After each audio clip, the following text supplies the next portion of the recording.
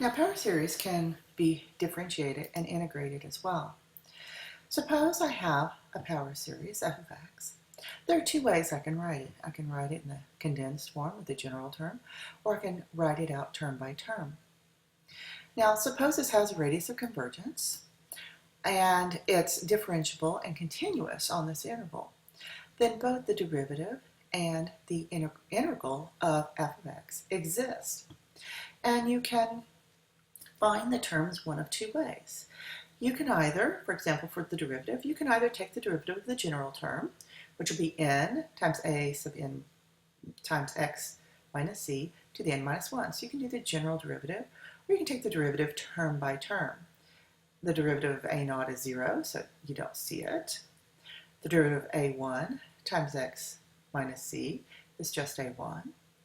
The derivative of a2, x minus c squared, is 2 times x minus c. The derivative of a3 times x minus c cubed is 3 times a3, x minus c squared, etc. In addition, you can integrate. And you can integrate either the general term, and of course we're going to have this plus c there, or we can integrate term by term. Let's look at what happens when we integrate the zeroth term. There's a little bit of a quirk with this one. We're going to have that plus c no matter what, but when we integrate, where's my first term, the a sub naught, we're going to want to write that as a sub naught times x minus c.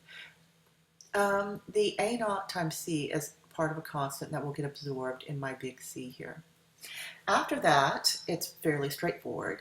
When I integrate a1, I'm going to get a1 times x minus c squared over 2. And then when I integrate a2 times x minus c squared, this is a2 x minus c cubed over 3, etc. Now, the beauty of this is the radius of convergence is always going to be the same for all three of these. So r is the same for f, f prime, and the integral of f. However, the interval of convergence may change, so you do have to check the endpoint of each of these. So let's do an example. Let's look at the function. The sum as n goes from 1 to infinity, x to the n, divided by n. Now we've already done this one, but I will do it for you very quickly. And I always start with the function itself. I think it's just neater. So I'm going to quickly find the limit as n goes to infinity of the absolute value of x to the n plus 1 divided by n plus 1 divided by x to the n divided by n. And that's the whole thing divided by n. All right, so this is a limit as n approaches infinity. All I'm going to do is a little bit of algebra here.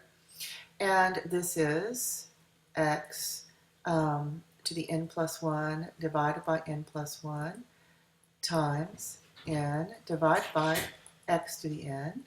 And I see that I get the absolute value of x when I do this limit, and that has to be less than 1. So that tells me the radius of convergence for all three of these is equal to 1.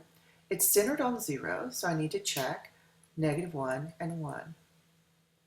So at x equals -1 for f of x, I'm just going to put f of -1 is the sum as n goes from 1 to infinity of -1 to the n divided by n.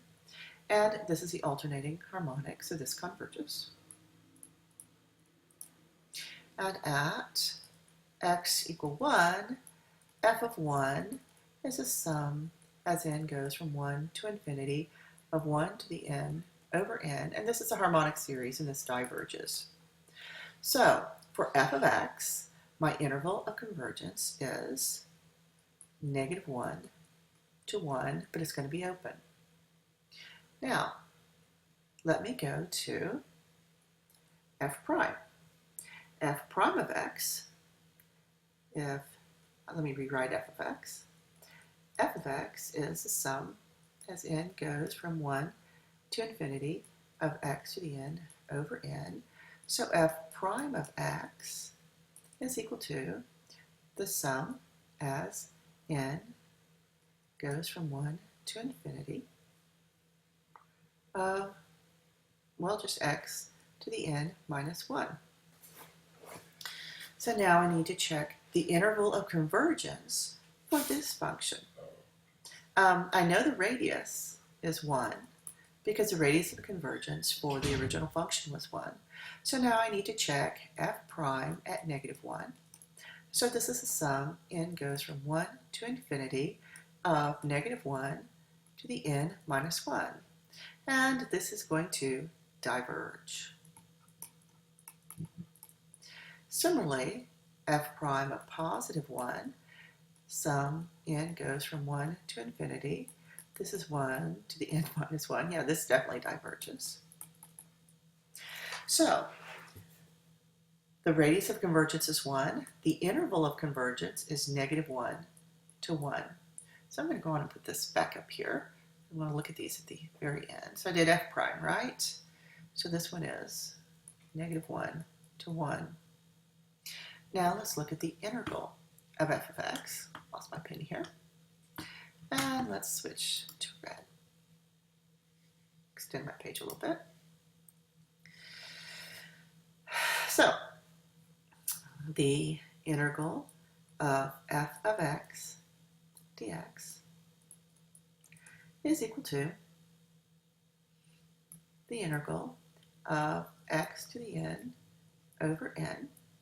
And I'm going to do the sum on the outside. Dx.